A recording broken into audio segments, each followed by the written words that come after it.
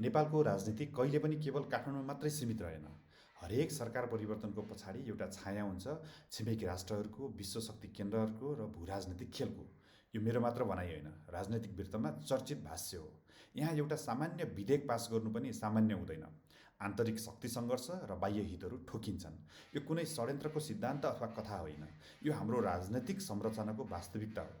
नीति परिवर्तन सामाजिक विरोधाभास र भूराजनीतिको दबावबाट मात्र हुने गरेका छन्।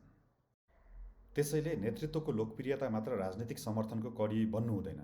नेताले इतिहास बुझ्नुपर्छ, भूगोल बुझ्नुपर्छ, सामाजिक संरचना र अन्तर्राष्ट्रिय शक्ति सन्तुलन बुझ्न सक्नुपर्दछ। सेलिब्रिटी नै किन नहोस्, संसदमा पुगेपछि हामी परिवर्तनको आशा त गर्छौँ नै, तर वास्तविकतामा के हुन्छ त? भूराजनीति हाबी हुन्छ, एजेन्डा राम्रो सुनिन्छ, तर त्यसभित्रको स्वार्थ के हुन्छ त्यो जनताले बुझ्न सक्दैनन्। वास्तवमा कसले के खेल खेलिरहेको छ त्यो बुझ्न सकिँदैन। अब आफैलाई सोधौँ, खेलाडी, कलाकार, गायक, निर्देशक वा अन्य पेसामा सफल व्यक्तिहरू आआफ्नो क्षेत्रमा केन्द्रित भएर नै उनीहरू सफल भएका हुन्। तर के उनीहरूले समाजका चिराफाटाहरूलाई बुझ्न सफल समय पाए त? के उनीहरूले भूराजनीतिक दबाब चिर्न सामर्थ्य राख्छन् त? त्यसैले जनताले भावनामा बहकिएर वा प्रतिशोधको हिसाबले हिँड्नुभन्दा व्यक्तिको राजनीतिक इमान्दारिता र सामर्थ्यको आधारमा आफ्नो मत राख्नु उचित हुनेछ।